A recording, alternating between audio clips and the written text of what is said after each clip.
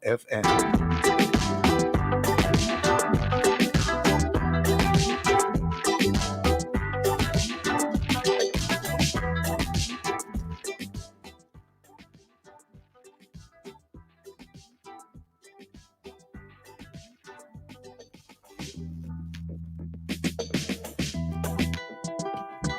Unmute, unmute. Oh, bless the Lord. Those things happen to us. Eh? Good morning, good morning, good morning, good morning. Welcome to The Rock. I'm your host, Pastor Courtney Morrison. Again, I'm sitting in for Pastor Steve Blair, and it's good to be here again, welcoming you all. And today, the longest day of the year, as we have heard, the 21st of June, we will be sharing with you another topic that we know sometimes it is difficult to talk about, yet something that I believe is something we need to hear about. So the truth is, this is the only talk show of its kind on radio in Jamaica. On The Rock, we discuss all sides of a topical issue that may have the church, its congregants, and society as a whole thinking. And if you are not, maybe they should be. Yeah?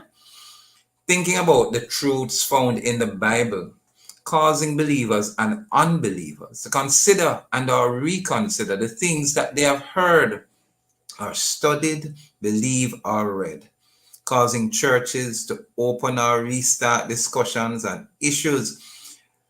Wow, very often, we gloss over some of these issues or ignore them, or somehow these issues become misunderstood. We take on various biblical based topics, and these are based on influence issues and do our best to show Christians how we can advance through the word of God. We are real here. Yeah, man. This is where we're very real, very genuine, very honest, and truthful about the topics being presented and where we are at. And sometimes even we'll be so real that we might even rock the boat, serious things. But at the end of the day, we use the Bible and we constantly ask the question, what does the Bible say? Because without it being Bible-based, biblical, then we can probably just throw it up, throw the discussion, throw the argument. The truth is, guess what? Discussions will always contend, but they may not always stand the what does the Bible say test. This is not a debate nor a dictatorship by no means. A special welcome to everyone here on Love 101, where we stream live, love101.org.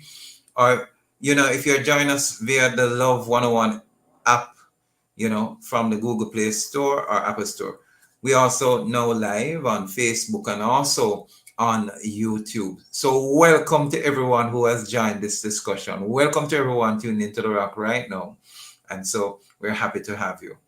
Last Sunday, June 9, just 2 days ago, we celebrated Father's Day. Belated Happy Father's Day to all fathers out there, step and grand included. And truly, it was a fantastic day for myself. I went all out and celebrated, I want to say thanks to Pastor Marklin McFarlane and his wife, Giovanni Leckie and Siobhan, they were doing the infant dedication at the same time. It was just a big celebration. So to every father out there, belated Happy Father's Day, hoping you had a great, great, great Father's Day. Is the narrative changing about fathers and Father's Day? Does it remain the same? And if it is changing, what is causing the change? What is causing the change? Is it for the better or for the worse? And what does the Bible say about fathers? Today, we really want to discuss that. What's the narrative today about fathers? Is it changing? What's causing the change if it is? Is it for better or worse? We are going to jump into that and delve into that a little bit. But just before, we're going to go into Courtney Says, for a little while. I'm hoping that a piece of Courtney's mind will leave you at peace. That a Piece of Courtney's mind will leave you at Peace. There's so much to consider that's happening in Jamaica currently. And we know one of the major topic is the issue of crime. Last week, we heard even on the morning watch spoken of about being granted bails. Should persons be granted bail, whether or not, it has already been proven, but it's a gun crime because so many persons out there gets bail and they go out and they're often repeat offenders even before the case is finished. Then we are hearing about SOEs and the violation of persons' rights, the states of emergencies that's violating persons' rights. And we're looking into asking ourselves the question, not granting bail, is that also too a violation of persons' rights? Should it not be left up to the judges? Should it not be that jurisdiction be theirs to declare before presumption of guilt? Is the person a flight risk? What's happening? We need to stop and really think about what's happening in Jamaica. What's causing the upsurge in crime? And we all know of the famous saying by a former minister of security, only divine intervention can help. Let's not take that statement lightly, but ask ourselves, what is it that is really pushing crime in Jamaica? Is it really poverty or is it a heart's condition? Because sin really pushes us to commit atrocities. Sin is a result of our hearts being desperate and wicked above everything else. So probably we not only need zones of special operations, but we probably need zones of spiritual operations where we do planning in terms of having prayer sessions, having walks in the community, speaking out to individuals that will help them, help alleviate the situations they're in. What is the issue? We hear about negotiation with those who are gangsters and dons in the community and persons who are a little bit upset about that. But I'm seeing where church leaders are saying, let's do that and see what can happen. I'm sure that they're not going to be thinking of, oh, let's compromise, you kill a few and we won't be so bad about what's happening. No, I'm sure it's an initiative to get these persons to have a change of heart. I remember once hearing the Prime Minister come to a minister's fraternal session, or it was the day of prayer, and he says, unless the hardware changes, then the hardware of what happens around us, all the guns and the ammunitions are still going to be out there blasting away and taking lives. Lives will be snuffed out. And so zones of spiritual operations will inevitably help in changing the hearts of persons, sitting down, getting them to understand the value of persons' lives. That is not something that you gave, and so it is not yours to take it either. We have to come to a position of recognizing the value. So many of our men, 85% of who is killed by violence in this nation are men, and they are also the perpetrators of the crimes. We saw where a policeman came out and on a video that has gone viral, and he took the time out to say, let's pray, let's pray, let's pray. Wherever you are in your community, and he was in the Portmore community, which I'm from too. It is amazing. Let the church come and join hands together. Tear down every denominational barrier. See the interests of God's creation, the human race, as being the most esteemed and most valued creation of God. And when we do that, we'll come to a place of recognizing that when we start to do what is termed as spiritual mapping, that we really are serious about changing this nation as a church. It doesn't matter what umbrella group you're under. It doesn't matter what church you belong to. This affects us all. Even up to this morning, we see where a Clarendon woman is killed and her 4 children's throats were slashed. Gruesome. The hearts of men, wicked, desperate. Desperate times call for desperate measures. Praying, fasting, the church standing with the police, standing with the nation. and coming to a place of recognizing that, guess what? It's about time we lead from the front. That's my belief. And that's what I think will happen. I remember the Peace Management Initiative. It's time to see that coming to the front again. That's my thought. There is no peace without the Prince of Peace. His name is Jesus. If it sounds like I'm preaching, I probably was. And I'm hoping that we were listening. Zones of spiritual operation, each parish, every church coming together, bonding together in unity. Pentecost just passed a couple of weeks ago. It is when the church comes together in one accord that the Holy Spirit functions most effectively. And that was a piece of Courtney's mind. I hope it left you at peace. Awesome. I believe we want you to post all your comments today on our Facebook topic. The topic is, when God invented fathers, what was that about? What was his intent? How far or close have we kept to that intent? Why and how? What about fathers is our topic today. Everything about them. What does the Bible say about father? Father Jesus and Father who birthed me.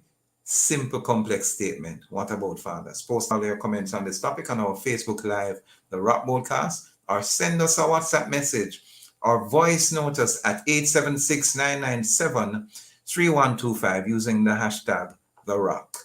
Voice notes must not be more than 30 seconds, and turn your radios down. We'll share them throughout the broadcast. Prepare to call in after 10:30. Yes, so it's happening here today on The Rock, and we want you to do that. We're going to do the what does the Bible say test. So get ready, get ready, get ready for all that's happening today. My guests today are Michael Diamond and Reynolds Scott, both fathers, and we want to hear from them. Yes, we really want to hear what they have to say. But more importantly, let me see what the Bible says. This is The Rock. Don't go away. We're going to take a break and come right back at you.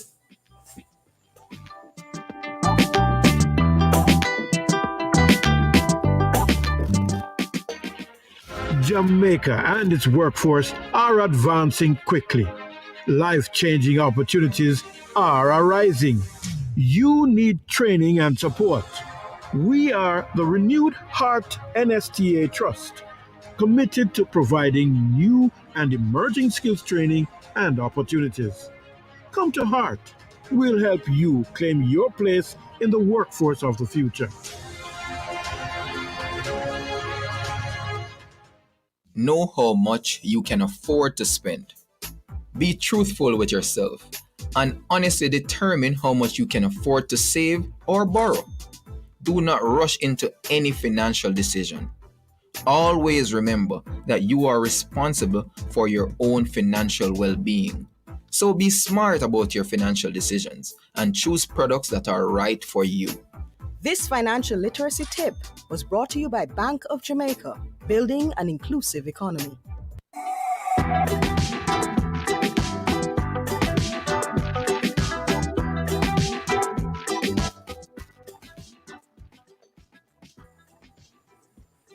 Welcome back. Welcome back. Thanks for tuning in. Thanks for joining us again. This is the program The Rock. I'm your host pastor for today, Courtney Morrison. I'm sitting in for Reverend Steve Blair again.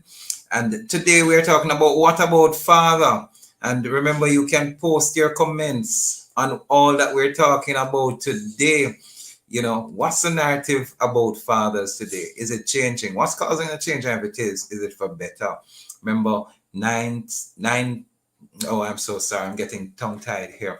876-997-3125 is where you can post your voice notes. Remember, it must not be longer than 30 seconds. 30 seconds or less. We'll share them throughout the program. And prepare to call in and be a part of the discussion. We're also now on Facebook Live 101, so ensure that you join us also on YouTube.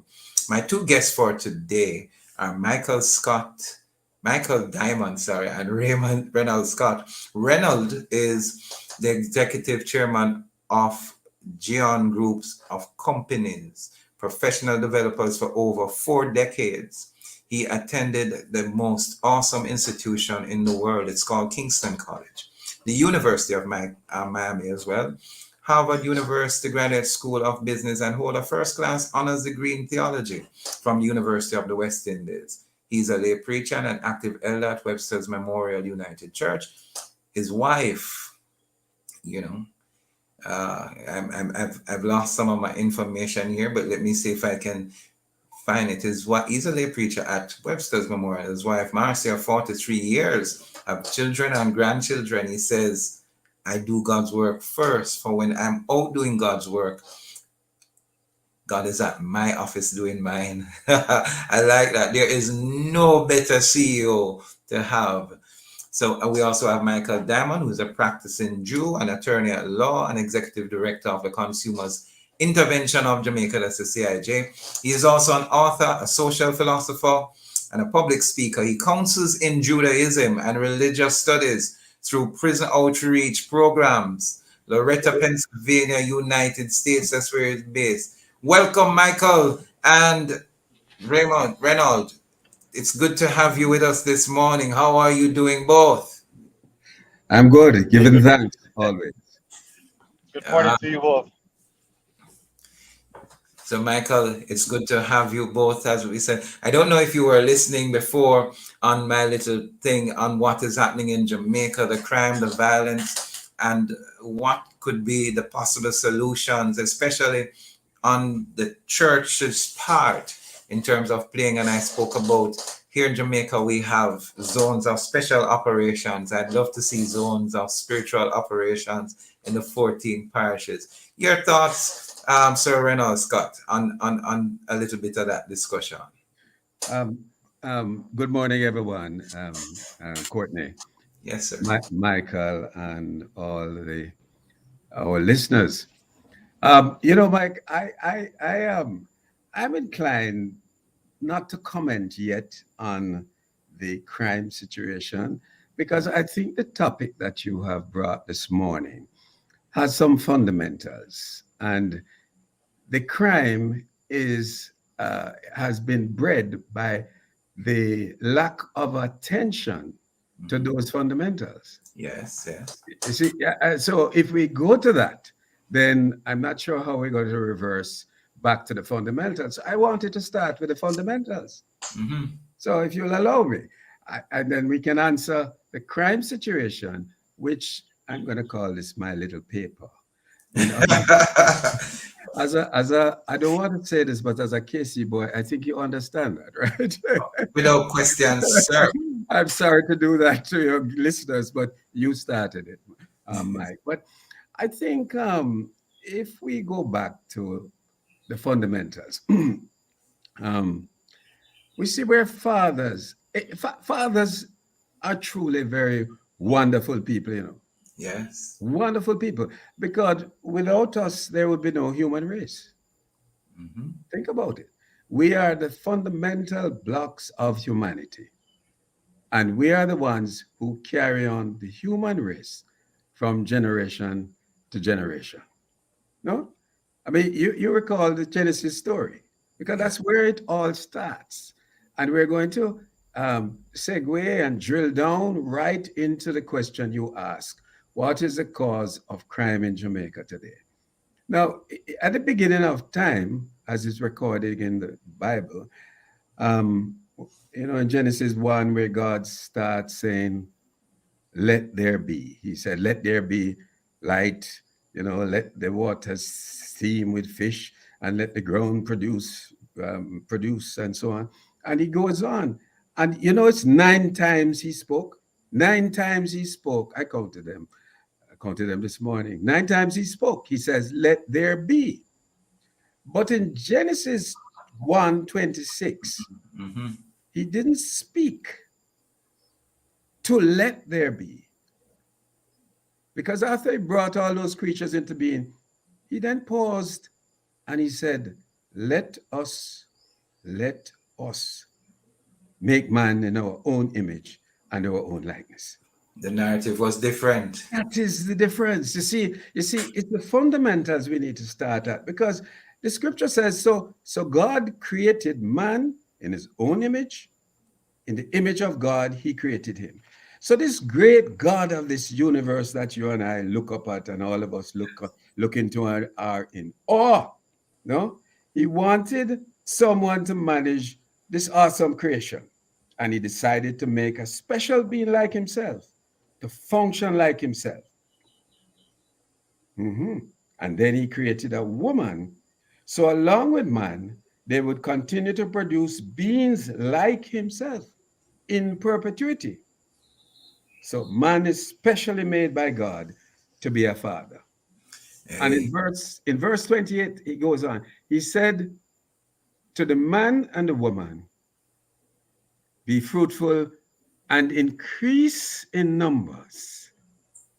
So it seemed to me that what God wanted was a father, a mother, and children. And God wanted to create a family. Do awesome. we have that family existing today? And that's where your question, we can now segue into your question. Beautiful. I thank you for setting the foundation, Sir Scott. Beautiful way of presenting.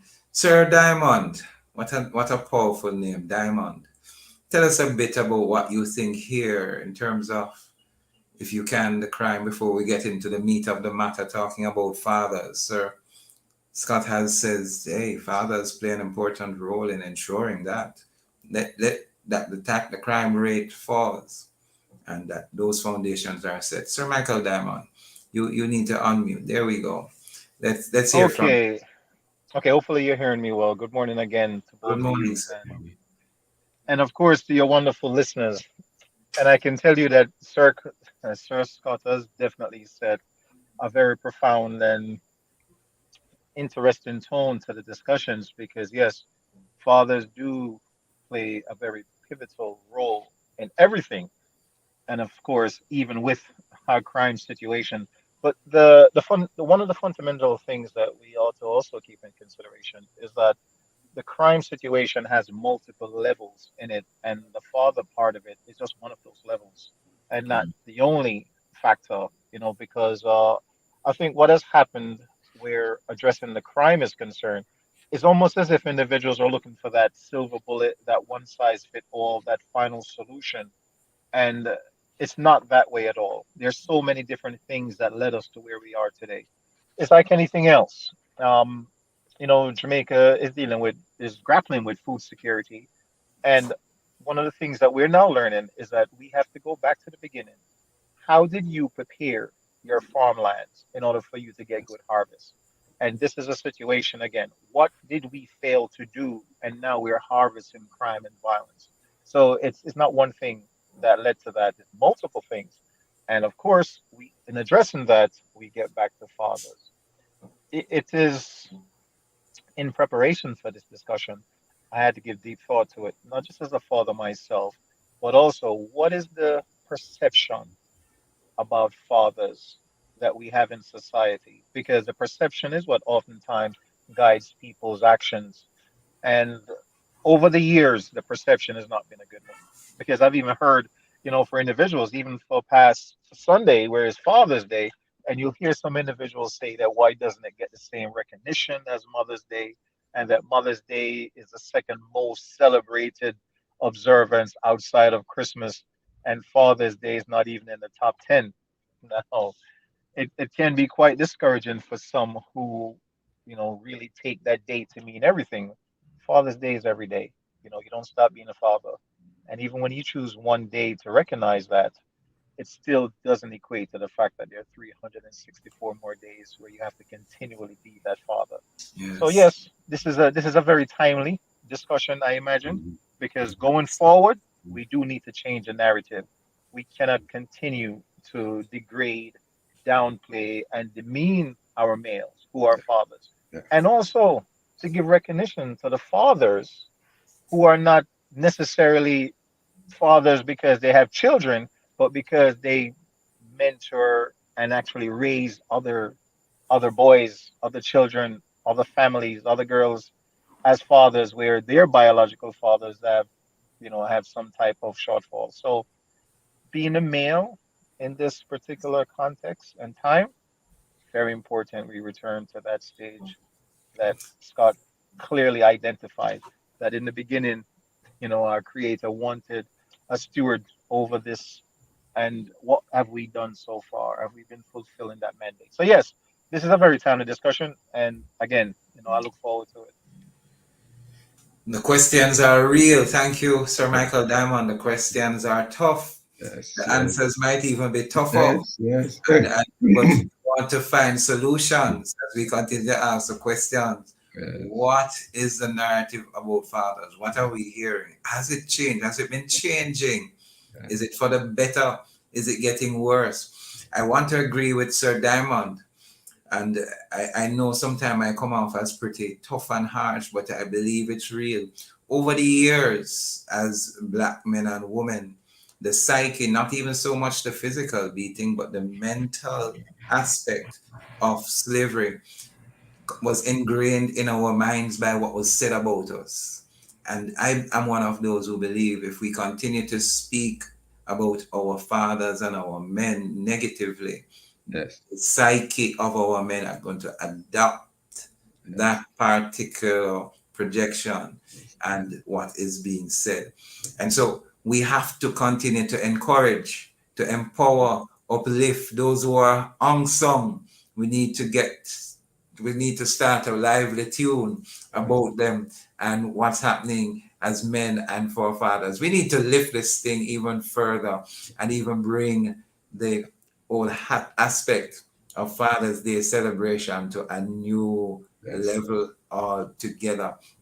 And so, gentlemen, as we're about to jump into the discussion, but before we get into the meat of the matter, we're going to take a break. We have a clip that we want to play that Michael basically almost referred to. I don't know if he knows of its existence, about where Father's Day fall in terms of survey of most celebrated holidays or events that are spoken of in the forefront and in the limelight. But we're going to be taking a break and we're going to come right back and we're going to get into this interesting matter about fathers. We'll come right back at you. All the things that you need for your home, the price is so low, you would never need a loan at Bashco. At Bashco. Appliances, house with furniture and rugs, inside linens and glass and mugs at Bashco. You're shopping at Bashco. Whether the north or south, in the east and the west, Bashco. Them all over, they must be the best at Bashco. At Bashco. You're shopping at Bashco. At Bashco. Giving you more. Yeah! Johnville Salmon will be releasing his latest singles entitled Can't Stop Me Now and Christian, You Better Get Ready. Catch the live interview at 2:30 p.m. on Friday, June 24, Inside Alive with Sarah and Edwards. Sponsored by Jiwi's Pastries Limited, located at Main Street, Highgate, St. Mary. Johnville Salmon, new artist on the block, releasing his latest singles Can't Stop Me Now and Christian, You Better Get Ready. Friday, June 24 at 2:30 p.m. here on the family station, Love 101. Can't stop me now. Okay, we are at the campus high. We are the family station for a reason. So whether you are in high school, college, university, or even if you are a school dropout, Campus Connection will keep you in the loop of the opportunities, scholarships, school training programs, and even a job that's available just for you. And there's a little motivation inside every episode. We got the scoop and you can hear it too every Tuesday at 5:30 p.m. here on Love 101 FM with yours truly, Jonathan Fletcher, and my co-host, Anesta Samuels, as we share all things school and more. We are in the know and you should be too.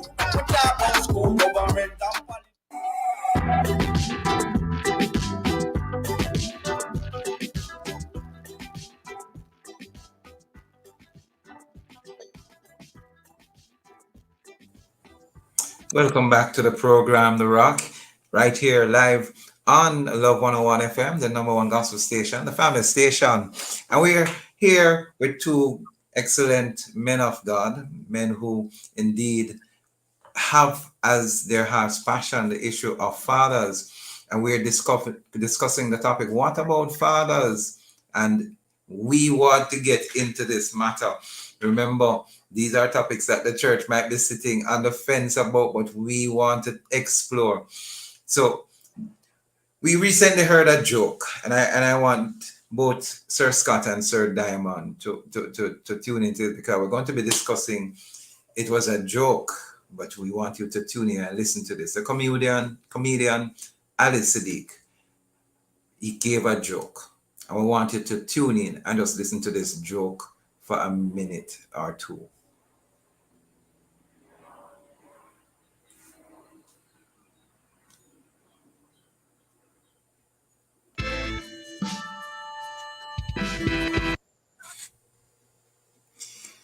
There you have it. There you have it. Father's Day number 20. The comedian Ali Sadiq. We are hoping we didn't offend anyone by the language at the end of what he says. But gentlemen, and those of our listeners and those of us viewing, he made a joke that even ghosts and goblins are celebrated more than fathers. And I want to hear your opinion on Arbor Day. This is an American holiday. And Columbus Day, Father's Day is nowhere near the top. So Renald, discuss this with me. Give me a perspective on this one. Well, the truth is that he's probably right about Father's Day at number 20 in this part of the world. Because, as you know, different cultures exist in other parts of the world, and they have different celebrations. For instance, I know that Mike would talk about how the Jews celebrate, and they have their lists of, the Hanukkahs and so on. So Father's Day may fall at a different number, maybe a more appreciated number than the number 20. And that goes on for other cultures. So this is an American culture, and they said Father's Day falls there. So the real question is, why has Father's Day fallen at 20? How come those holidays that he didn't mention, so many others not mentioned, comes before Father? And the disparity, the chasm between Father at 20 and Mother at number 2, there is something, and back to first principles, fundamentally wrong why you can have that disparity. And if you transpose that to our culture in Jamaica, and that's really what we're facing today, and that has developed over time, transpose that to our culture in Jamaica, and here's what has happened to us in Jamaica. The mothers have become a part of the fundamental building block now, the foundation, as it were, for our society. A recent study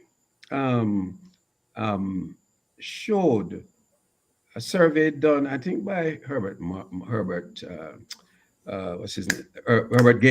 Gale, showed that of a number of 223 individuals surveyed, 41% of them live in single-parent household in Jamaica. I'm going to where you're going to with that crime thing, because I'm going to get there, right? But just building up my position on it, that 41% of the households in Jamaica are single-parent household. So a substantial number of children are born out of wedlock with unmarried couples, no? So they live in these single household, typically with the mother only. So that old concept which we got from the one I read at the beginning, where God says, I want a family out of you to produce children from generation to generation, that nuclear family, which was the father, the mother, the dependent children living under one roof, no longer exists up to 41% of those in Jamaica.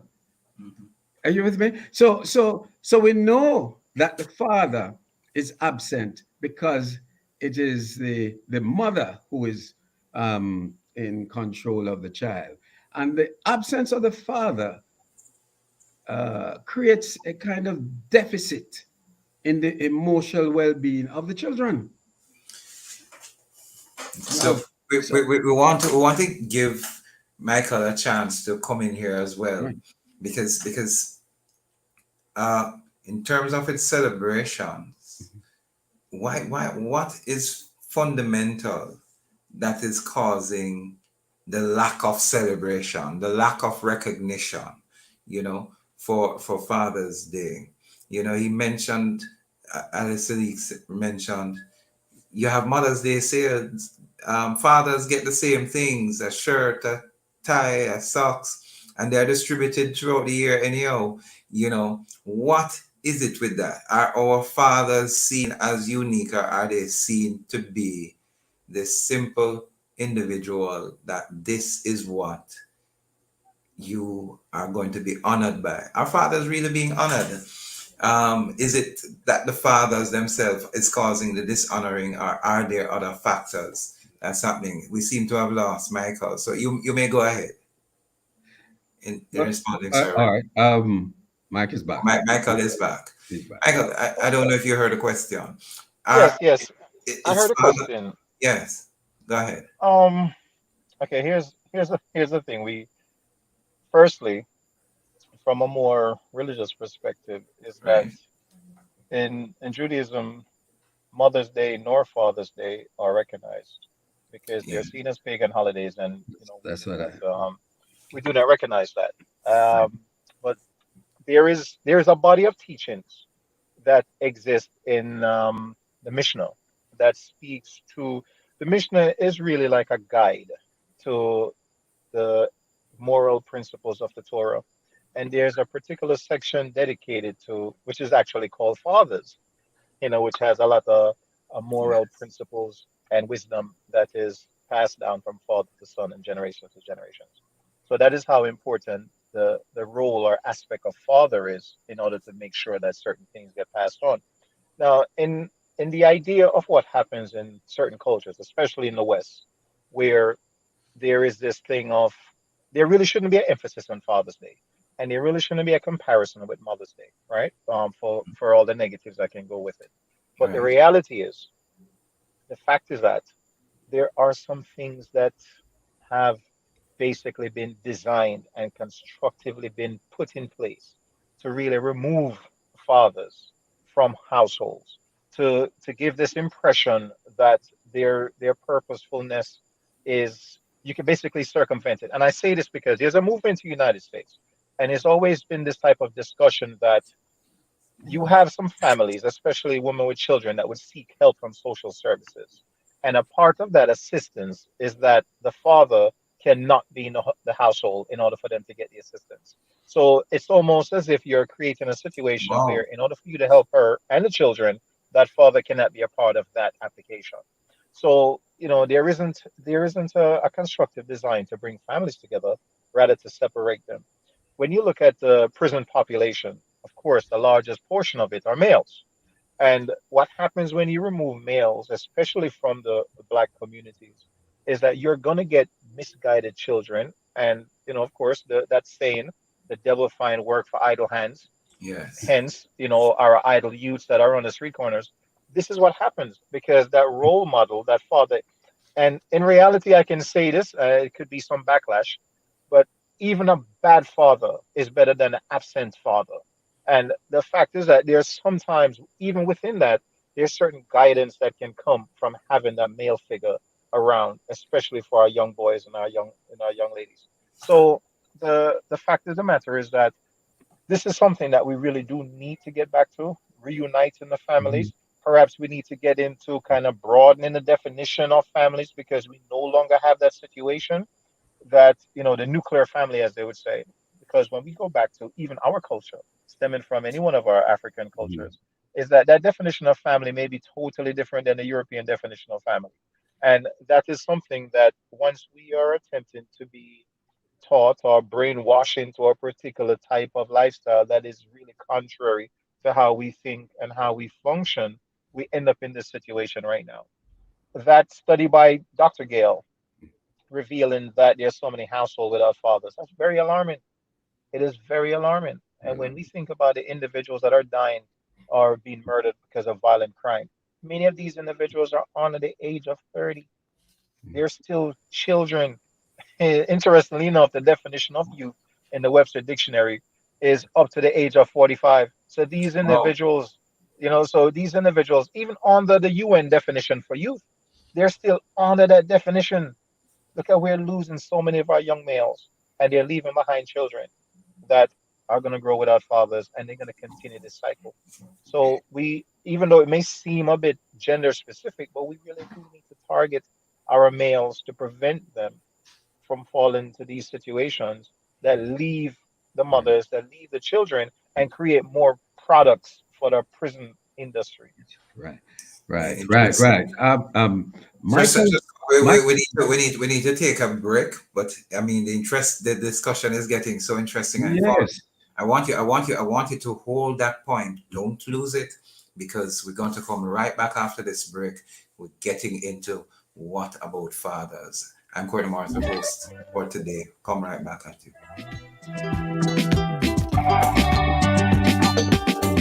Trying to plan a family getaway? Fix it. Always dreamed of taking a cruise? Fix it. Kitchen needs upgrading? Fix it. Fixing your financial future is easy with a Sagicor Bank Extended Term Certificate of Deposit account. Open your account today. Save for 18, 24, 30 months or up to 3 years and get guaranteed interest paid monthly or at maturity. Fix your financial future with a Sagicor Bank Extended Term Certificate of Deposit account. Sagicor Bank, in your corner, supporting you. Conditions apply.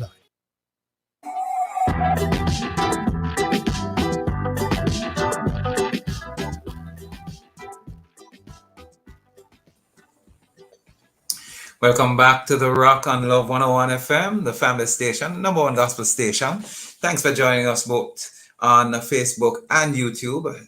We want you to know that we're talking about what about fathers. We just celebrated Father's Day. What was that celebration like?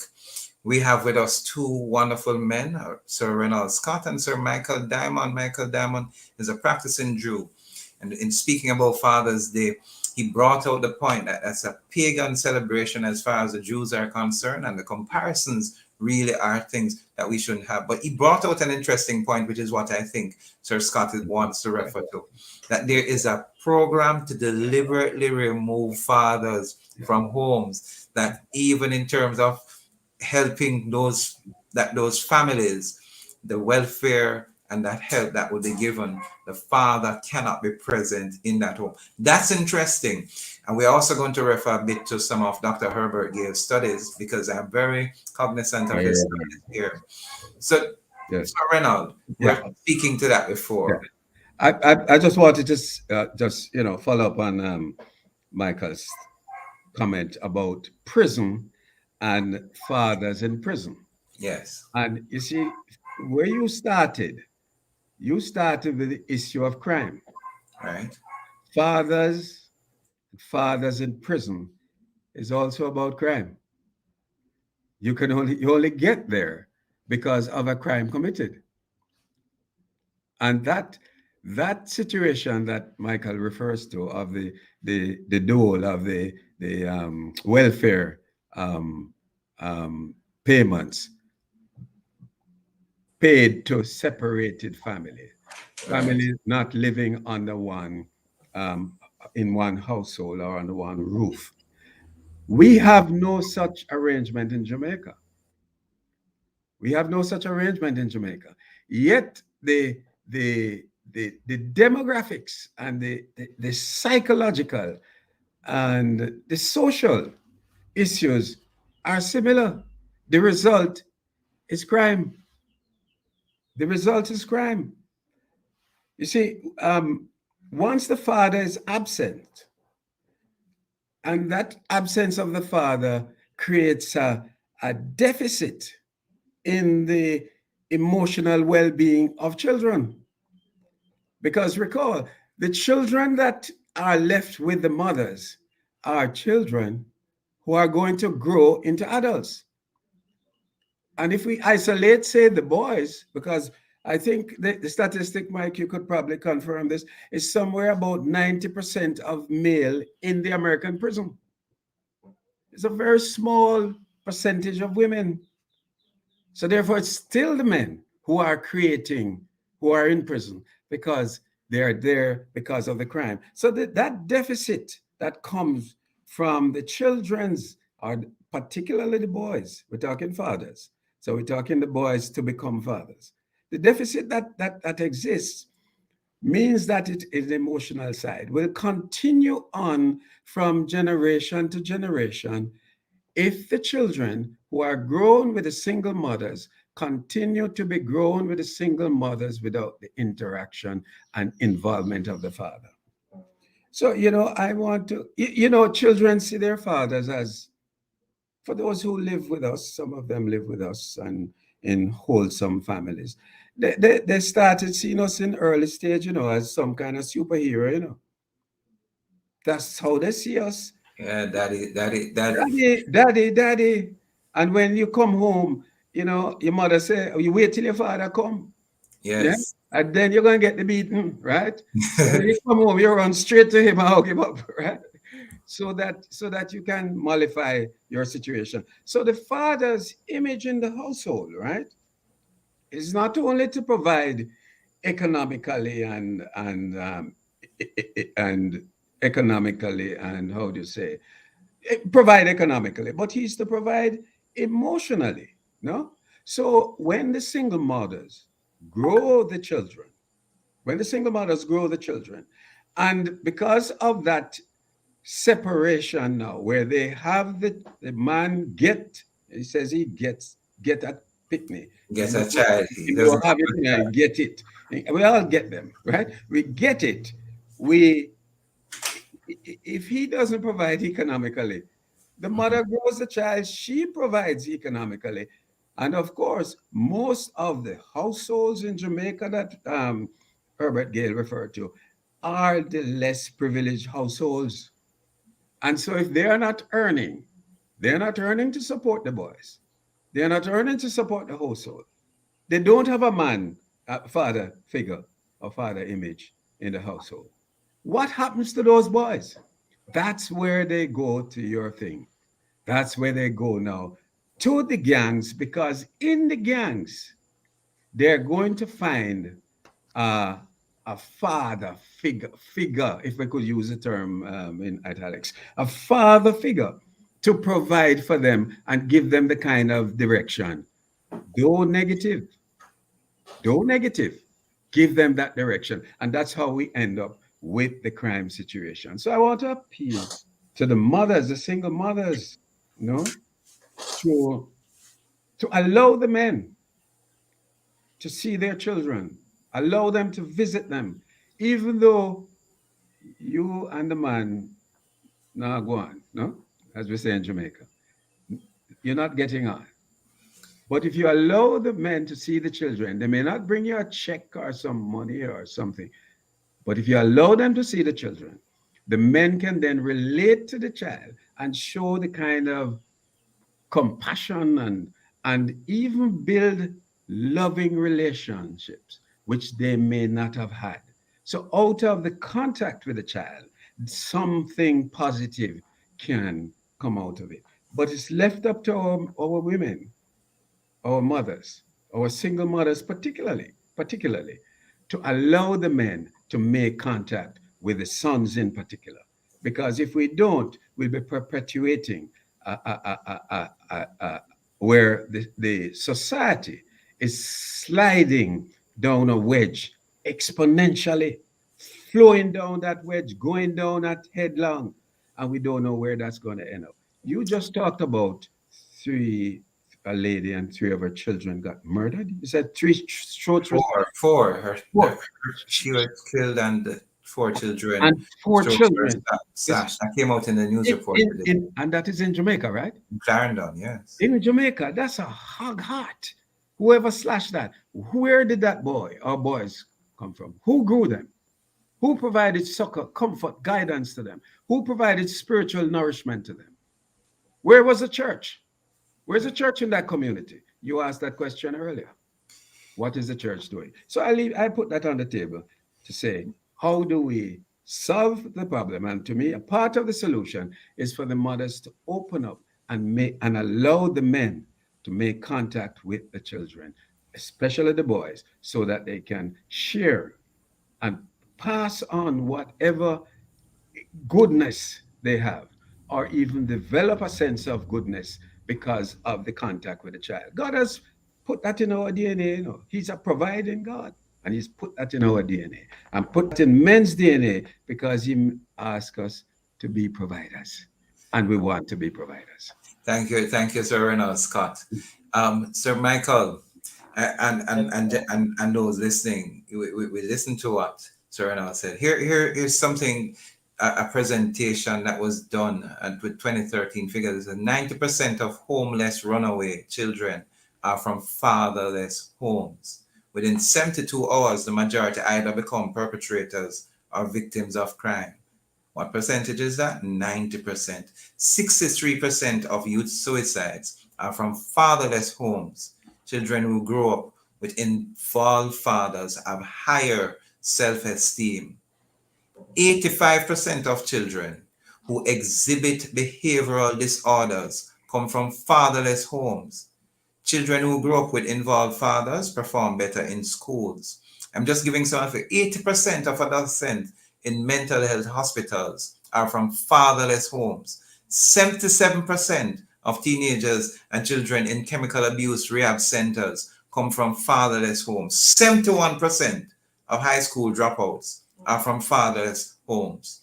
Put another way, fatherless children are twice as likely to drop out of schools than those classmates with two parents. Sir Diamond, listening to figures like these, alarming figures, is it that our fathers are not recognizing their importance at home or being fathers? Or is it that fathers themselves already are at a deficit?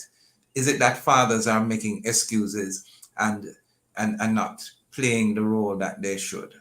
What is happening here? I know we're going to start it and we're going to take a break to come back, but let's start that part of the discussion. These figures, not one of what I read was lower than 60%. And all of these speak about negative attributes in a family because of fatherless homes. It's very alarming, and of course, it's a very disappointing thing. That is our reality. And what I would say to that is, it's not just simply the fact that the father is absent. Really, the bigger picture is the fact that when we are not working together as a team, as it was established in the very beginning, remember that the man was never alone. It's not good for the man to be alone. And the fact that we have females that have to be alone. The thing is that we're not looking at the situation as a partnership anymore. And that is really a part of the problem. That's really a part of the problem, that we're not looking at it as a partnership. And a lot of our males are getting this when we bash our males, when society gives this narrative and had the audacity to use deadbeat father, that is not something that is very motivating. And even though you may have some individuals who have failed and they do have some legitimate explanation, not necessarily excuses, when you have a system that says, okay, we're going to order you to pay child support. And in ordering you to pay child support, when you fail to make payments, we're then going to incarcerate you. And now you're incarcerated and you don't have gainful employment. So you're not even able to support your children the way they're supposed to. Are you then expecting these children to visit this individual in a penal institution?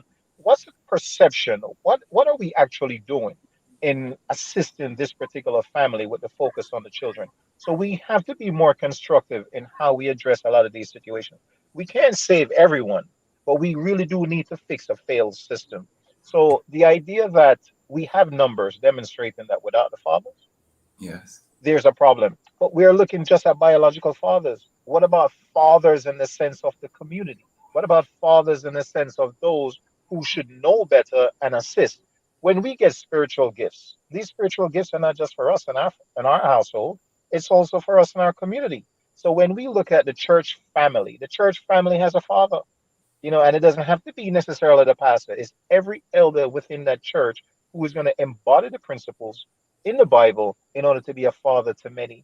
Because we are at the stage now that unless we return to doing that which we're supposed to do dutifully as males and to embrace our women as partners, we're going to continue to see this failure as long as we continue to look at it as a singular problem to say absent fathers. What we have are absent partnerships. So rightfully, as Mr. Scott touched on the fact that we do need support from our females that will find a way to, even though there's a broken situation where the relationship is concerned, to foster that relationship between father and children. Easier said than done most times, but we have to address this situation collectively as a society and organizations in order for us to really change that narrative. We got to get rid of this deadbeat. We have to get rid of these type of negative stereotypes that continue to bash our males. Most Yes. males are ignorant of their duties. Most individuals are ignorant of the value of the female to begin with. And guess what happens? Everyone else benefit from decimating our society. The challenge is that we are looking at things from one perspective. There are individuals who benefit from the fact that our households are ripped apart. Not to segue too much, but in the times of slavery, in order for them to institute fear inside of the slaves, they would actually destroy the strongest male amongst them in front of Yes. everyone, women and children, in order for basically to emasculate him. And this is something that is almost in our DNA that we need to eradicate. So when we see our strong hero, our father, being emasculated like that by someone who claims to have, power and authority over him, it does something to a child. It does something to a female. It does something as society continue to perpetuate these things in different forms. So we even have a point now where we're disrespectfully, and I say this not to offend anyone, we disrespectfully attempt to not only disrespect males, but we disrespect females by attempting to foster this transgender behavior where we're saying anyone can become male, anyone can have that, and then we do away with what our females are supposed to have as partners. So we really need to foster what works, what perpetuate life, and not just simply what perpetuate likes. Likes and life are not the same thing. So we need to get back to that. And that is something that oftentimes the unpopular opinion is left silent because we want to keep our likes. But the reality is there is a system in place to destroy our males. And when we go back to scripture, all of our patriarchs, that had children, even fostered children that are not theirs, they had a duty to make sure that we build a community. What are we doing to build a community? We need to get more involvement, as you said, from the church. Now, what do we do when we say that? We must hold churches accountable for fathers in the church who have not been the most uh, well, fathers in the church are clearly they've had some mishaps as well. So the perception of the church also needs to get back to a stage of respectability and confidence that the people in the community can turn to the church fathers for assistance, because being a father again has nothing to do with biological connections. We have to be Let's let's fathers let's because let's, we're let's, males. let's stick to that point there. When we come back, I want us to talk about the church's responsibility in helping to foster community relationships, foster the idea of fatherhood, because God is Father. We want to talk a bit more about that. We're going to take a break. You're listening to The Rock. Lively discussion here. What about fathers? We'll come right back after this break.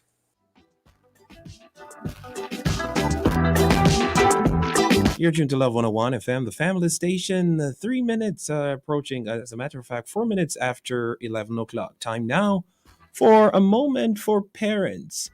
Brought to you today by Parenting Jamaica in association with the I Believe Initiative and Love 101 FM, the family station. Parenting is the most difficult job in the world. Thankfully, Parenting Jamaica has some tips to help you do a better job. Here's one. Daddies are important too. Did you know that children whose fathers are involved in their lives generally grow up feeling more secure? Dads offer stability and reassurance to children, and they offer great support to mommies when they need it most. Fathers parent differently. We play more. Think of those tickles and the wrestling. Children live for those moments. The child needs relationship with both parents in order to reach his or her full potential. To find out more about parenting styles, visit the Parenting Jamaica blog at parentingjamaica.com or follow us on Twitter at parentingjam. Many of our brothers and sisters lose hope when diagnosed with HIV. Some lose their will to continue being a part of society. Others are despaired by the challenges of keeping up with their treatment. We understand. But remember, people with HIV live normal and progressive lives every day. You can too if you get back on track with your HIV treatment. Live for you, live for someone, live for something. Get back on track. Get back to life. A message from the Ministry of Health and Wellness. Do you have a heart condition? Your care should be in the hands of our experienced cardiovascular team at Partners Interventional Center of Jamaica. We're one of the leading heart centers for angiogram, stenting, pacemakers, EP studies, and ablation therapy. PICJ has the expertise and latest technology to treat all your heart needs. Call 876-995-7425 or email info@pic-jm.com for appointments. PICJ, your partners for life.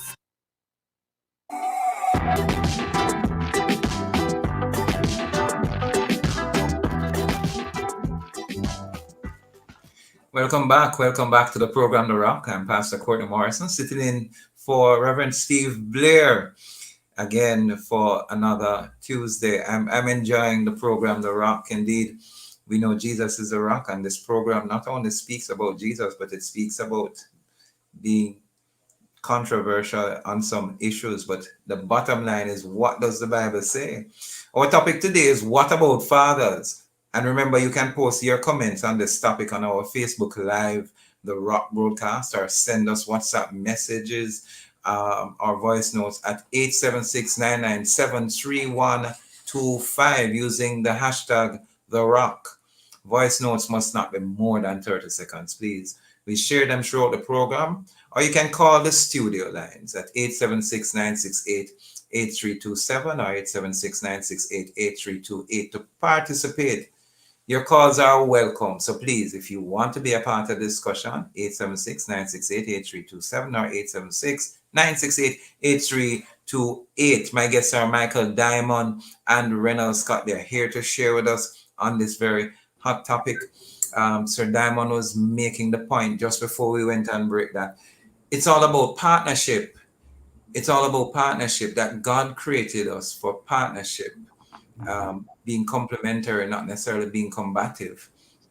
And what we're seeing happening in society, that value of fathers and even mothers are being eroded by the issue of transgender. You can change whenever you want, but he speaks about what we want to use to perpetuate life. How do we perpetuate life?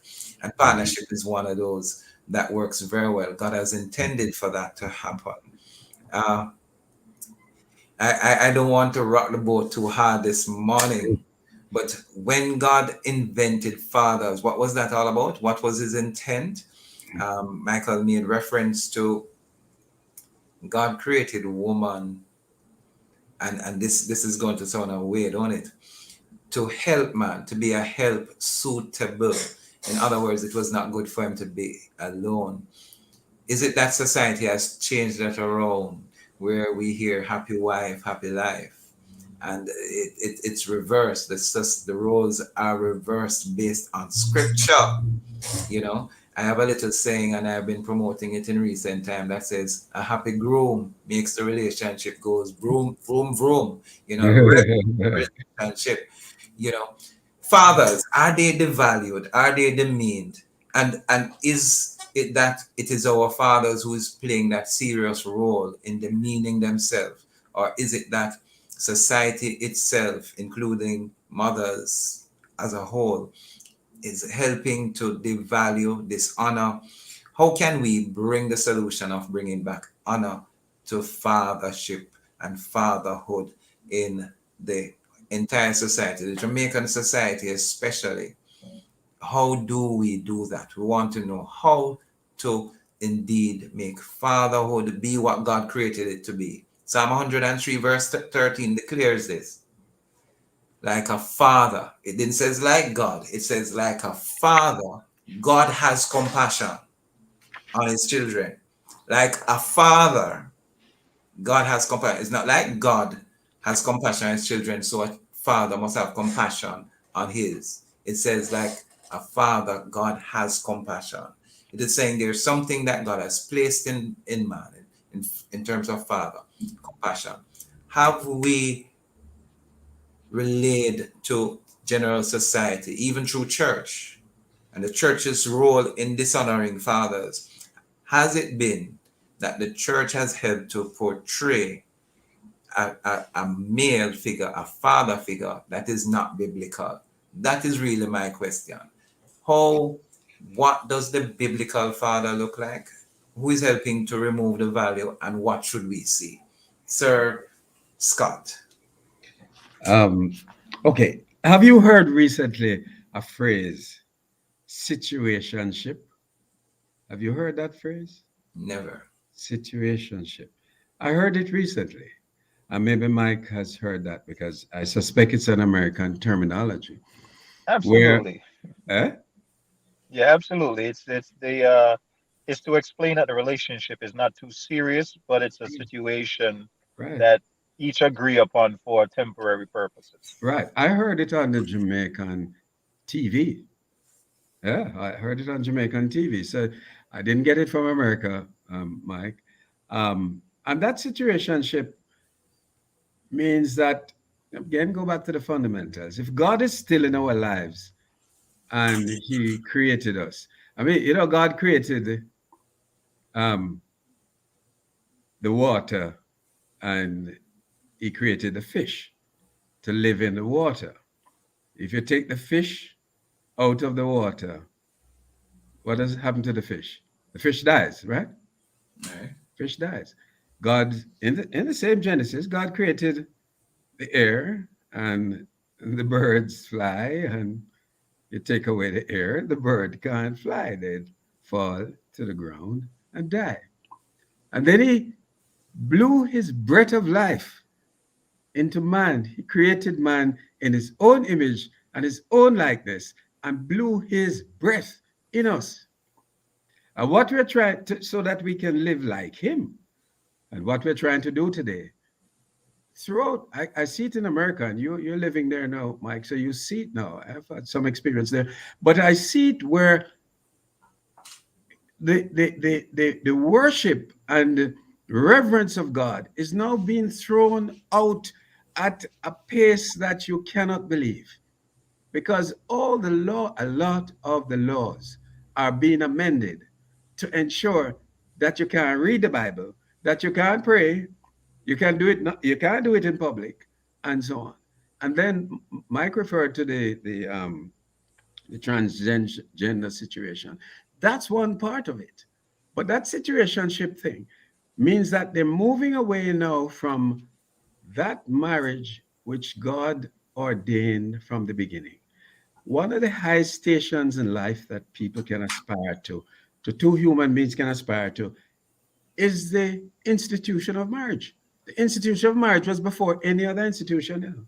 Remember in the book, in the Bible, first institution before the church, before school, before government, right? Before that. And He kept that. Now God is the same yesterday, today, and forever. So if He's the same thing from then to now, do we think He has changed, or it's us who have changed? And what we're doing is trying to kick Him out of his creation, kick Him out of His creation, and then introduce our own ideas in how we want to live. So the situationship, for instance, now is where, okay, it may be a terminology, but the concept behind it is, hey, instead of me and you and I getting together and being a commitment to produce a result of marriage or a long-term relationship, we live together freely, no holds barred, no restriction. We just live, and if it ends anywhere, then that's it. If it doesn't, that's also it. Now, if that kind of relationship is beginning to develop, and that's developing a lot with the young people, right, where they're living in the situationship, what it means effectively is that what God had asked us to do or you could say dictated and commanded us to do. We are now moving away from it and creating all these concepts that moves away from marriage. So, Sir Scott, mm, relate that to fathers. When God invented fathers in mm. this situation of marriage, what was his intent? What's that all about? What does the godly father looks like? Well, it's quite clear. All of it that is. I mean, you know, in when he started out in where am I now? Somewhere in about Deuteronomy. I think somewhere in Deuteronomy, it was pretty clear what he wanted. No, he said, fathers, you know, the commandments I give you today, impress them on your children, talk them, talk to them about these commandments when you walk along the road and when you lie down and when you get up. In other words, And those were the father's roles. I don't know father's role. He says, he's really saying, fathers, spend time with your children. Mhm. And it means not empty time, but spend quality time with your children and teach them what I have asked you, the tenets and commandments that I've asked you to hold fast to. I want you to pass it on to them. No, that's Right. one thing. I, Then I want to bring in Mike a bit because I just want to ensure that we have a little balance. Mike, when God invented fathers, what was his intent and how has the church been playing their role? Has the church been playing the role rightly or have we distorted it? What is God's intent here? You know, it's a very unique question. And the fact is that there is the idea of the religious father is something that came after the actual father, because father exists prior to the institution of organized religion, given that definition. Because remember, in that beginning, when the commandment was to be fruitful and multiply, there wasn't any organized religion for that father. Now, as time persisted and the role of father now get instituted, what Mr. Scott was referring to is actually one of the most pivotal. It's the most pivotal blessing in Judaism, by the way. It's called the Shema, and it is Deuteronomy 6, verse 4 through 9. 6 to 9. And it's, yeah, man, it speaks to the fact that it basically is something that every Jew must recite every single day of their life. This is, you learn the Shema before you even learn the alphabet. But the idea of it is that yes, you must pass on the teachings, speak it thoroughly to your children. So that is so important because it's also telling you that you must have children. So it said, teach it thoroughly to your children. You speak of it every day. When you go out, when you rise up, and we even write it on the doorposts of our house and on our gates. Now, why is it so pivotal? Is that the reason we're in the condition we're in today is because males, fathers, are ignorant of their duties. The woman, she looked to us for example. The children, they look to us for examples. So when we are not good examples, she doesn't have the right teachings, the right lessons to pass on to the children because that's where they're getting their lessons from. So the fact that we are not standing in our positions is the reason we're in this condition. Remember, in some societies, especially in the West, our son is crying. What you doing? What you crying for? Stop the crying. So we are shoving them into the type of mindset that is not the proper attribute for a father. For in order for you to show compassion, you must be able to feel and empathize. So when you're teaching your male son not to cry, when you teach him only to be tough, when you teach him to be all of these things other than what he's supposed to be, then we see a situation where there's no compassion, there's this toughness. The church, the population of males in the church is very, very few, right? So the males are no longer in the church. So they're not getting the spiritual teaching. They're not building the spiritual relationships with their woman.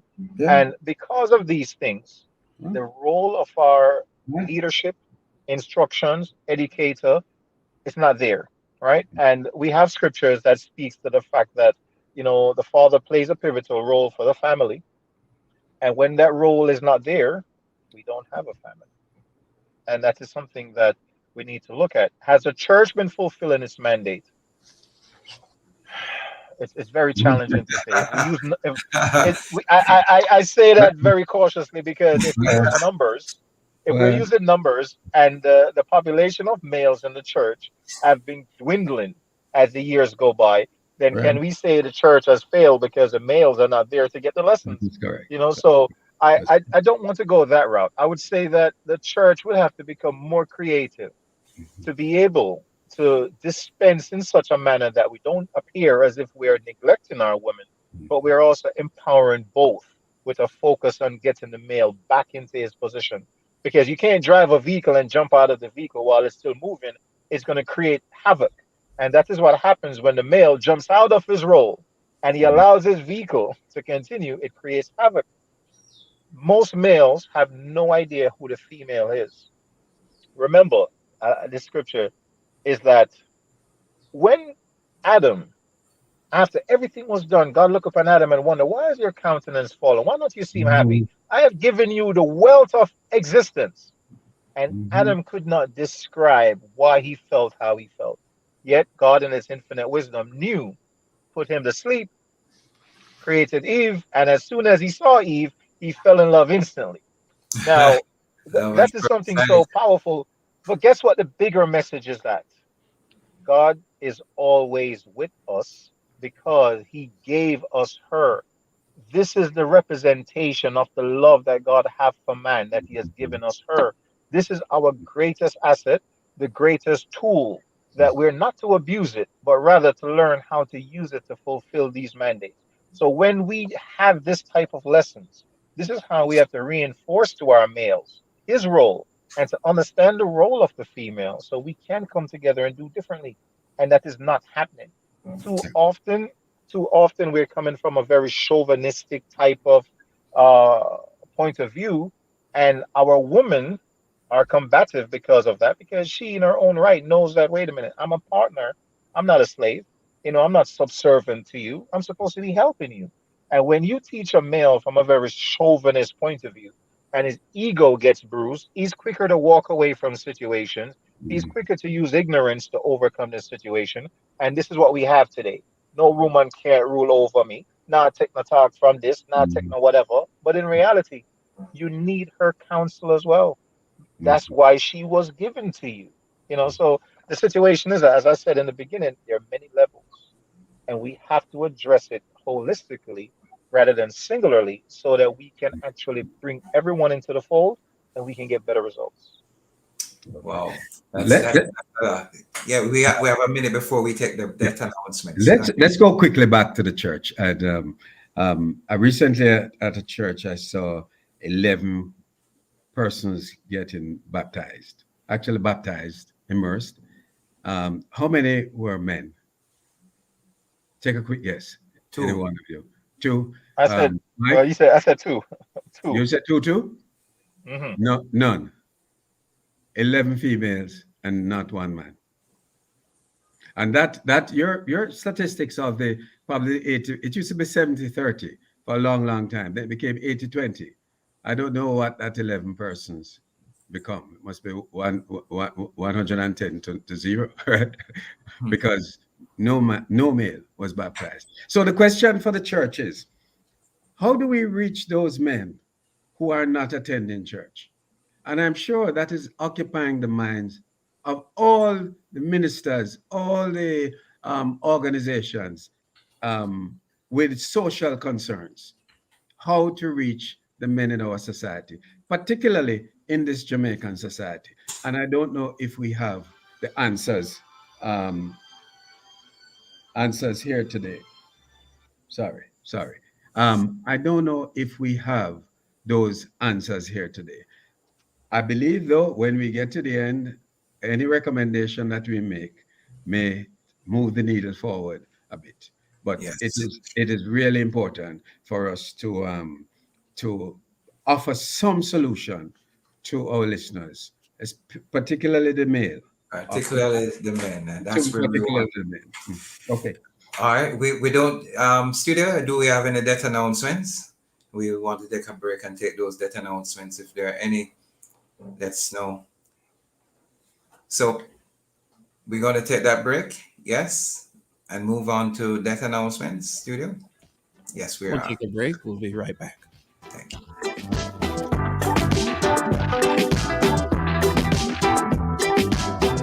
Do you operate a business in the manufacturing or agro-processing industry? Sagicor Bank has a loan just for you. Sagicor Bank Manufacturing and Agro-Processing Loan. Borrow up to $50 million with up to 12 years to repay. Financing you can use to retool, expand, improve efficiencies, or gear up for export. Speak with a business banker today. Sagicor Bank Manufacturing and Agro-Processing Loan. Just another way Sagicor Bank is taking care of business. Conditions apply.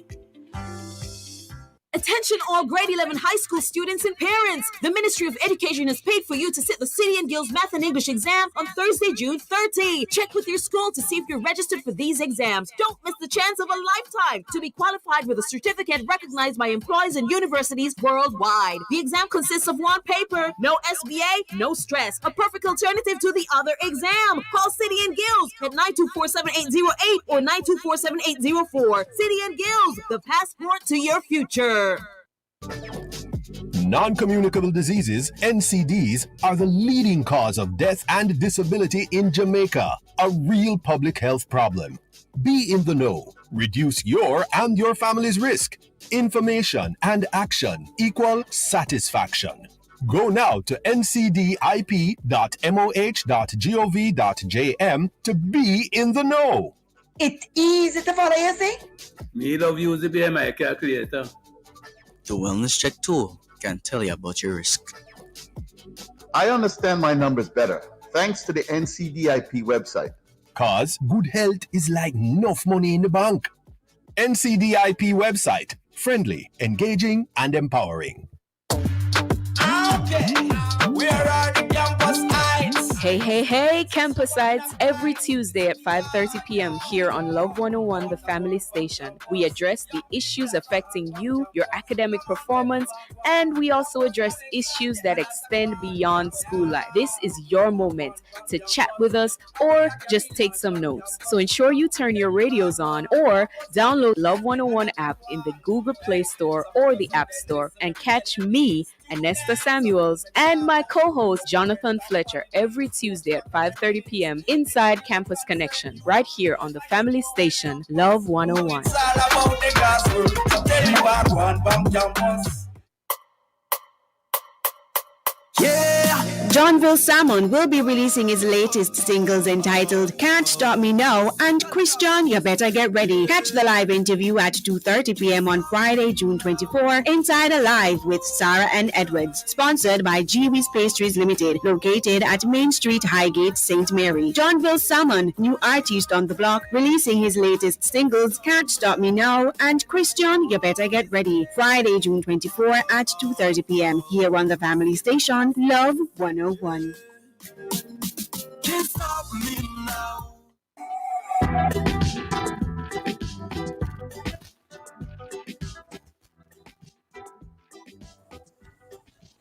Welcome back.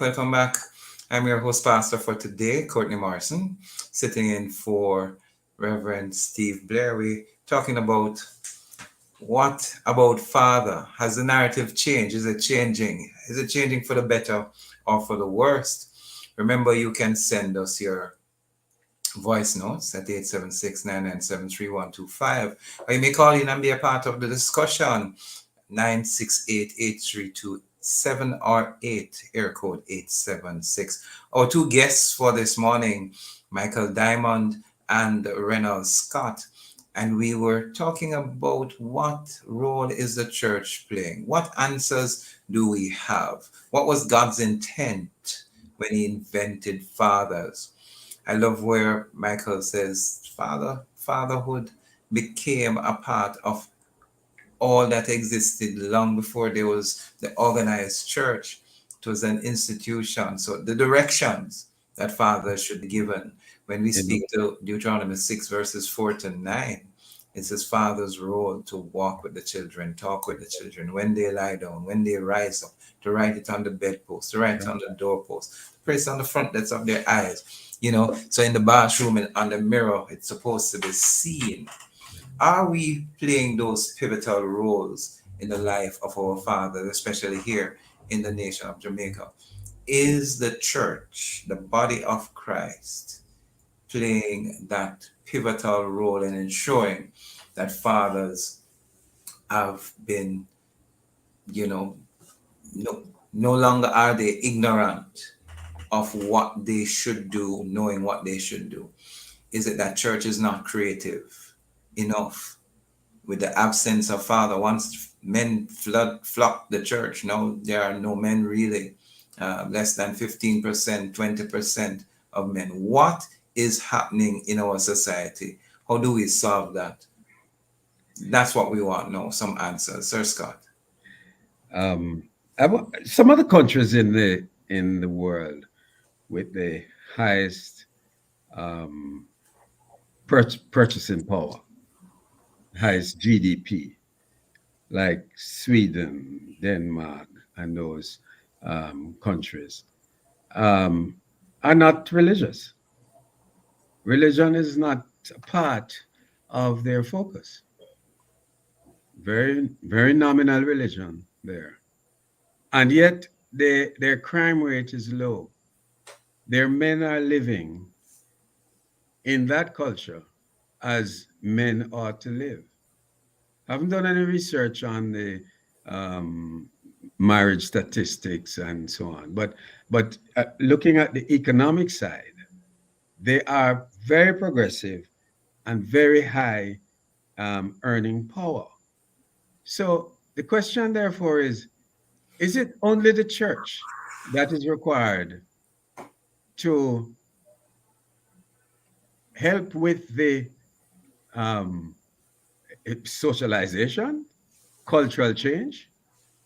Is it only the church that's required? And Christianity? Is it only the church that are required to combine all those factors? What about civil society? Isn't civil society a partner in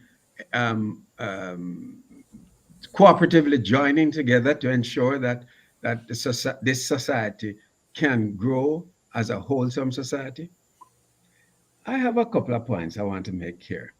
Are you aware that the RGD, the Registrar General Department, has recently confirmed that 80% of births are registered with the father's name? Are you aware of that? 80%.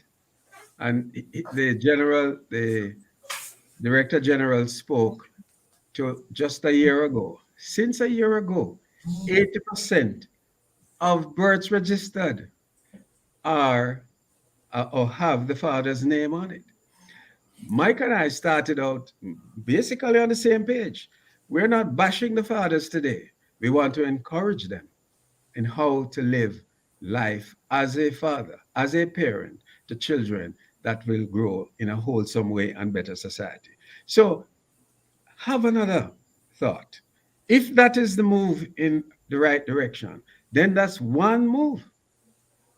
Ask someone, one of my security guards, I was talking to him and I said, how come the men are now putting their names on the birth certificate? And he said, I don't know, sir. I wonder if it has to do with them getting visa at the embassy. It has to be incentivized for him because and he went on to say, well, you see, because when you're going to apply now, sir, for a permanent visa, you have to do a DNA test. So the father's name has to be on the document, on your birth certificate, because you couldn't pull in a random person. And so maybe there's cooperation between the male and female to get that done. Because if you now get 8 out of 10 men to put their name on a certificate, think about it. There must be a better relationship between the man and the woman, between the male and female, between the mother and father. So that's an observation I want to make. It's interesting you spoke to that, because this morning I was on the morning watch speaking with Dr. Dylan Toussaint about that very thing, and Mr. Charlton McFarlane from the RGD what has caused the change.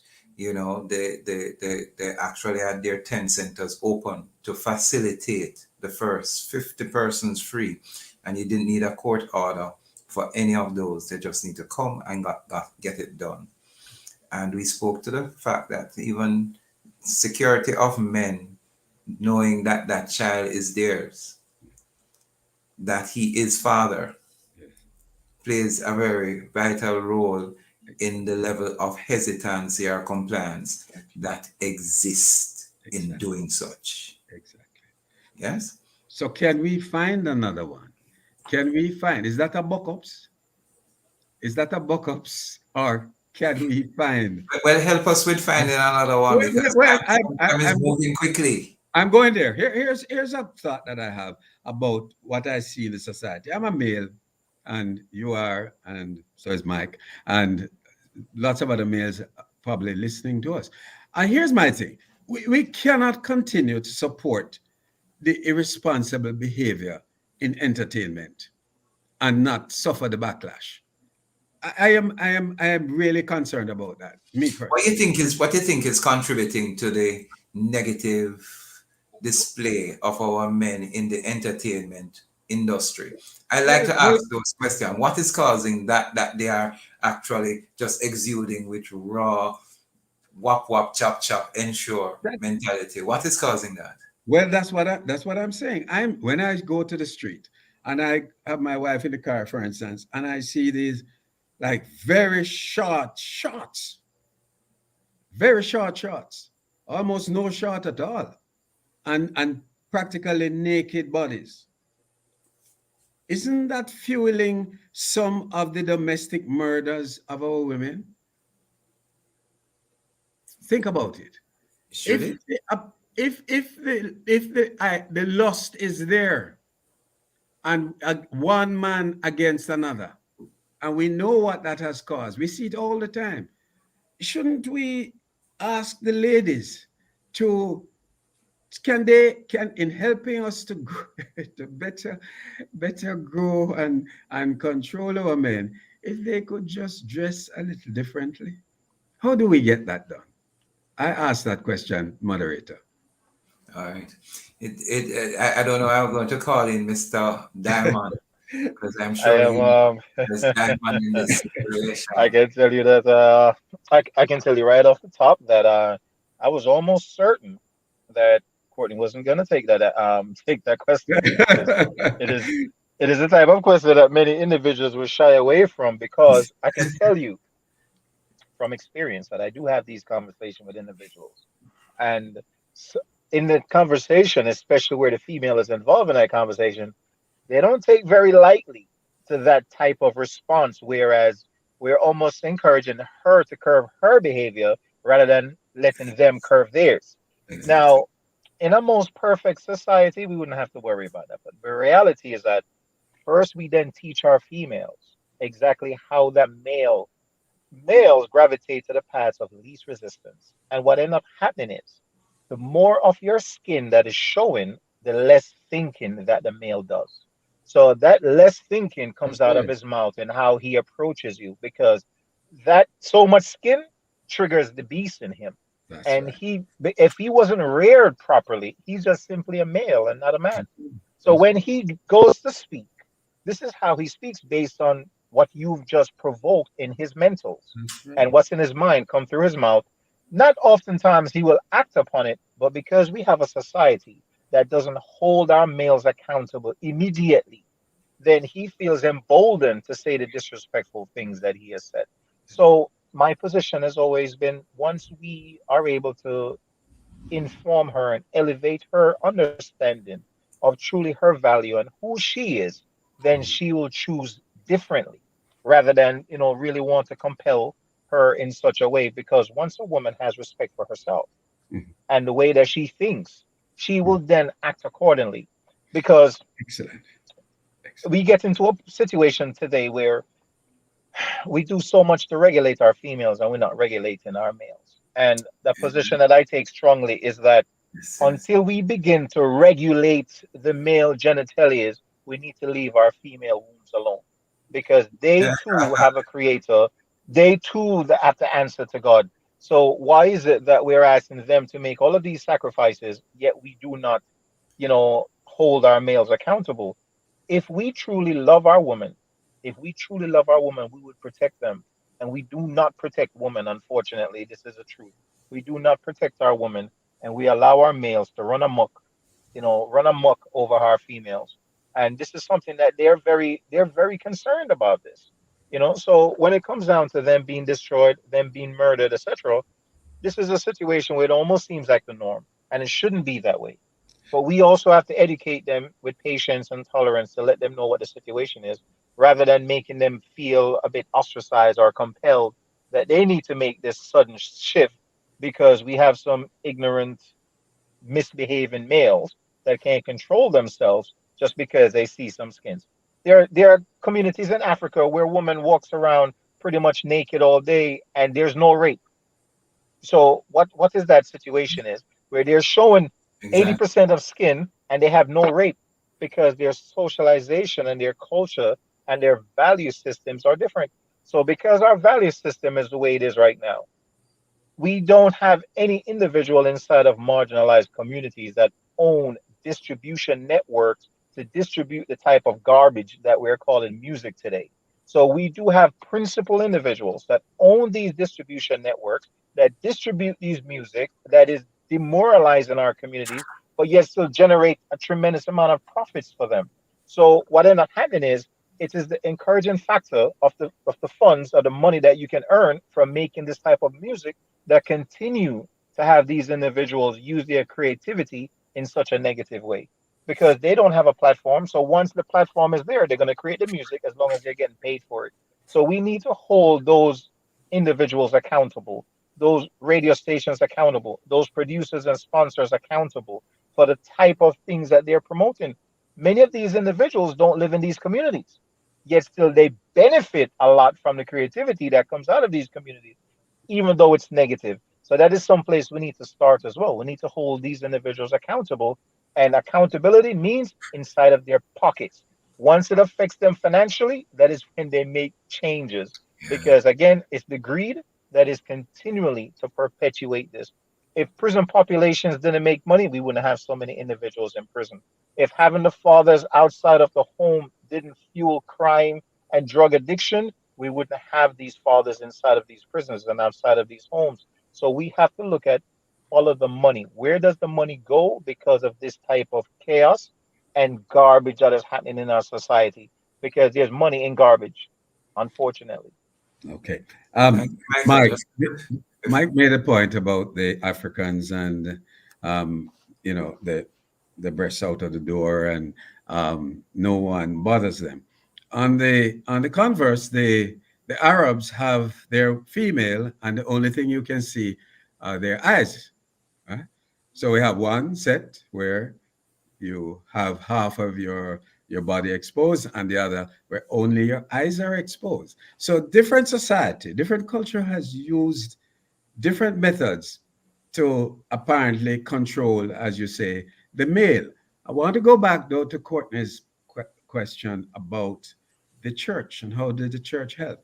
We have established that 80% of generally 80% of the church is constituted 80% is constituted of 80% of female. Well, if the majority of the women in the church as Christians, shouldn't it be the women who are coming together and finding solutions to these parts of these issues? Michael, ask you that question. Shouldn't it be the women who would be finding, you know, But if methods I that can, will change or improve our society? I agree, and I agree with you 100% because they are teachers as well. And the unfortunate reality is that most individuals, most males, even the ones who claim to be their spiritual guide, are ignorant of who they really are, what their female purpose actually is. Real quickly, just grant me a little latitude to just seg a bit to make the point. Since we're here and we have males listening and we have females listening, And I can tell you that in their entire life, regardless of age, most females have never been taught who they are, what their value or purpose is. For instance, there is a single digit number. There's a single digit number that is attributed to the female species. Most females have never been taught this. Most males have no idea what it is. Yet it is something that was always very apparent during their entire lifetime, but they were never taught. And if they're never taught this information, there's so much other information kept from them because as long as she's ignorant, she can be in servitude rather than being a true full-fledged partner in this situation. So when we have 80% of the population in the church females, but if they're all still ignorant, they serve absolutely no good purpose to be able to change the situation because they have no idea of who they are. Now, for instance, here's the teachings. If you were to Google the single digit that represents the female species, it would not be there because there's some knowledge that are only passed down orally and Google doesn't have it. So what is that number? And I share it because we have listeners. That number is from the word feminine. And most individuals, male and female, was taught this word feminine. But the last four letters in the word is Nine, 9. 9 is the number that represents the female. And ironically, I heard Mrs. Scott mention that there was 9 times that the Creator had spoken in Genesis regarding that statement about, and then God created. Now, interestingly, 9 is the highest number known to mankind. After 9, everything repeats itself. So here we have our female, the highest of God's creation, where she's given a 9 to represent her. And yet still we do not have that knowledge. She does not have that knowledge. Once she knows that she is so revered that our Creator gave her 9, which is the highest number known to mankind, then there's certain things that she will do differently. She would move differently because she knows her worth and value. Now, of course, there's more to this, but the idea that the average female never knew that is very alarming because here you have individuals who can directly speak into the ear of our males and basically instigate change behavior, but they themselves are also ignorant. So simply this, because the enemy knows her value is why he went to her first. Most individuals thought that Eve was deceived because she's weak. No, you do not attack someone's weakest point.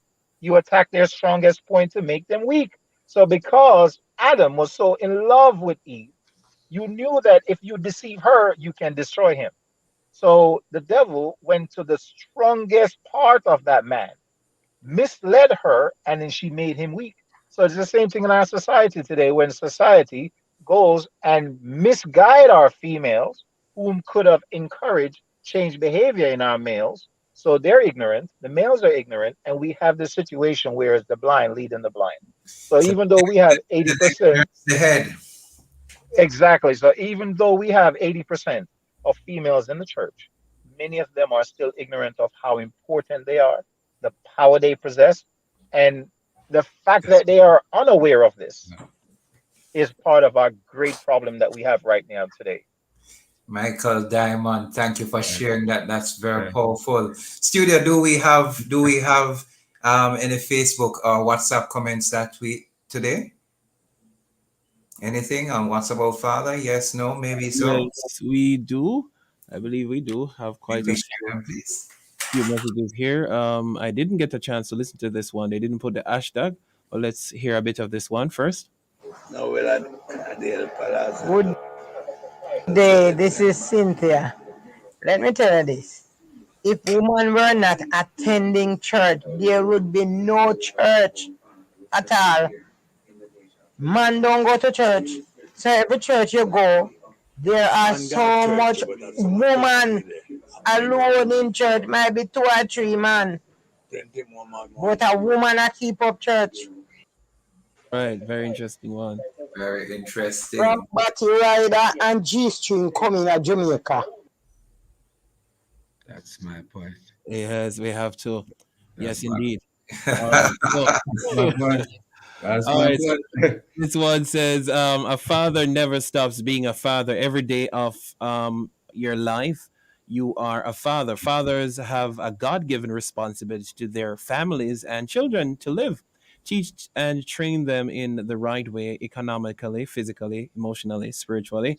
Fathers need to understand quality time spent in is important, and we need to move away from the stigma that society established about men must not cry, men must do this or that, and it goes on. Men should be emotional beings also.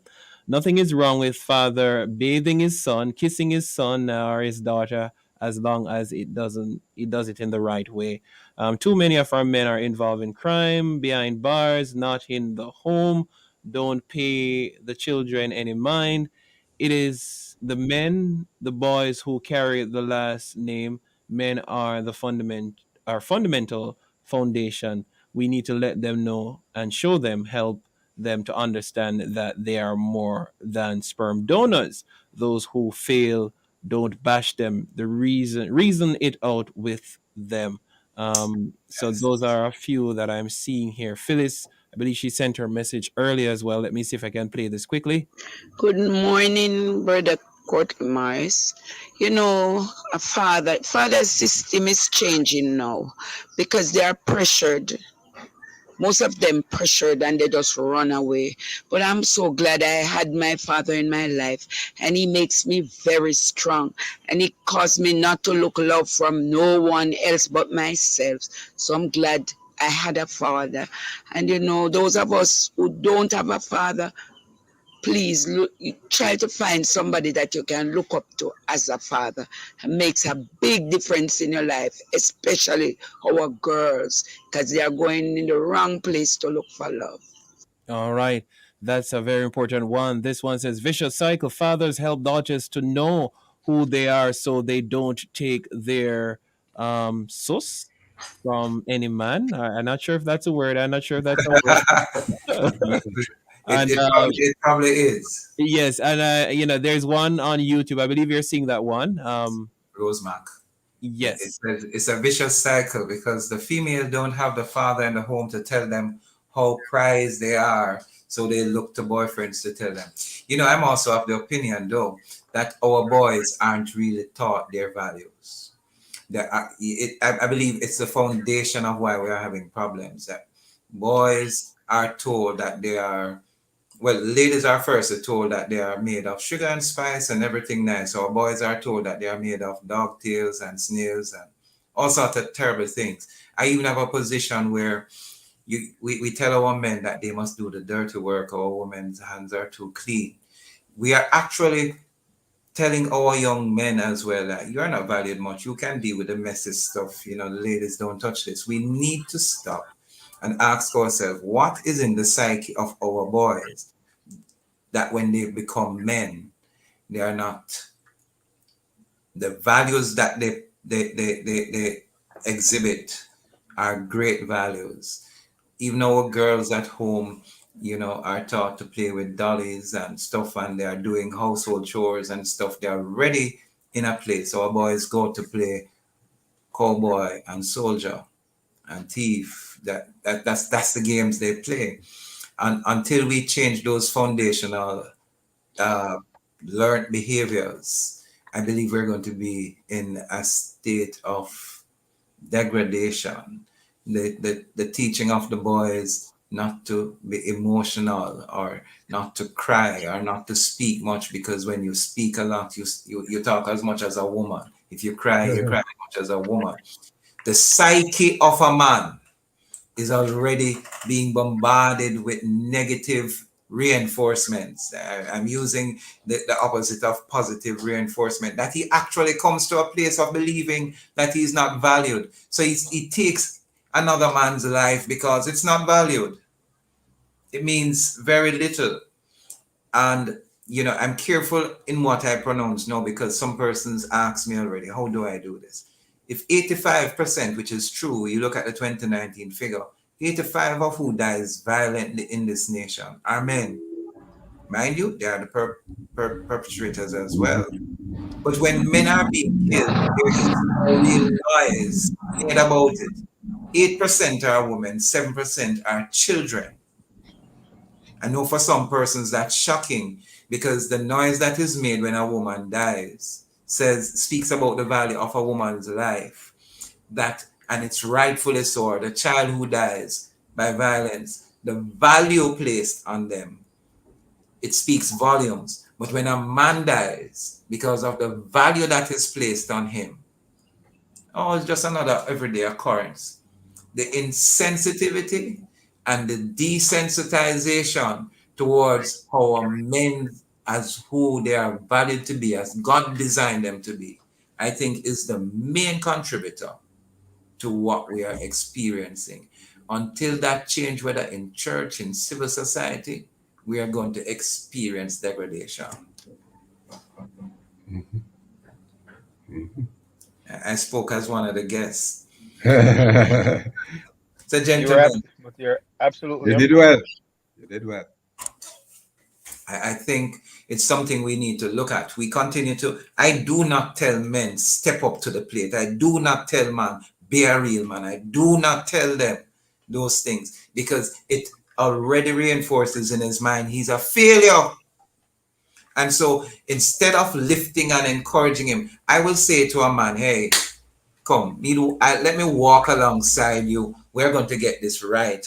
I'm giving you my support. Men needs affirmation and support. Without it, they're going to die. And that's why the values in a home that has both mother and father, the cognitive skills of a child will be greatly enhanced, because indeed he's seeing or she's seeing a reflection of the partnership that you both spoke of in the beginning. Until we get there, we are opening our boys to not being good fathers or even being good men. A man with a problem, an abusive man, is still a real man. He needs counsel. He needs help. When we talk about toxic masculinity, is there any such thing as toxic femininity? And I'm being careful, Sir Diamond, not to do the comparison bit, but it exists. We talk about real men, but we don't talk about real women. Why? Because, and I'm not saying either is supposed to be done. The fact of the matter is there's an expectation and a perception of who a man is. He's not supposed to cry. He's supposed to be the strong tower that if everything else is crumbling, he is the knight in shining armor that rescues everyone. And if he doesn't, he's not a man. And that's not true. That's not true. One of the things that sticks out in my mind, and this is Bible-based, is when Peter was failing, Jesus said this to him: Peter, I have prayed for you, that even if you seem like you're failing, I'm still here to help you get through it. When that sort of support is given to our men and fathers, and especially, I guarantee you, because the word wife, and Michael can help me, I don't remember the actual Hebrew word for it. Means beam, it means support. It is that center that holds and keep that man together. If that breaks, then the man gonna come crashing down. That's the purpose of wife in the first place. Support. And it's help suitable, not for her to dictate or to say what he needs help in, but for her to seek to find out what he needs help with. If we miss those things, we can be in trouble. Yes, she's there for counsel. And I'm hoping no one is taking offense at what I'm saying this morning. I believe, based on Bible, if we were to say it was that God gave man a woman because it was not good for him to be alone, then, and if we look at scripture that talks about God being the groom and the woman being the church being the bride, then we must also see the context of marriage in that regards, and not just be selective in how we view it. Gentlemen, today we have explored some things, but time has run out on me, and on the rock we don't mock, but we just don't wrap up. It's not a joke, and when we speak, it's not to be sarcastic or blasphemous. We ask questions and bring up these issues we know you are struggling with. At the end of the day, we hope we left you enlightened, informed, and closer to God. The truth, some of us will, Some of us won't, but we're still here to go with the word of God. We'll be back next week for another stimulating discussion. Thank you, Sir Renan Scott. Thank you, Michael Diamond. Thank you, studio. This was the program, The Rock. We'll come back next week. Bless you. Thank you so much. Thanks for sharing this morning. It was wonderful.